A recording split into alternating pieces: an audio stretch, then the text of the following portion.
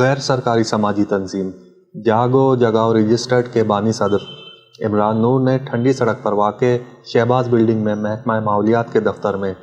Incharge Hyderabad region Imran Ali Abbasi اور ان کے ڈپٹی ڈائریکٹر عبدالرؤف قریشی،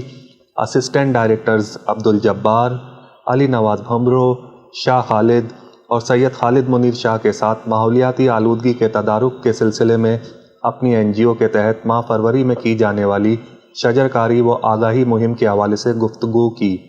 اور انہیں اس مہم میں شرکت کی دعوت دی، جس کو قبول کرتے ہوئے عمران علی عباسی نے اپنے ہر ممکن تعاون کا یقین دلایا۔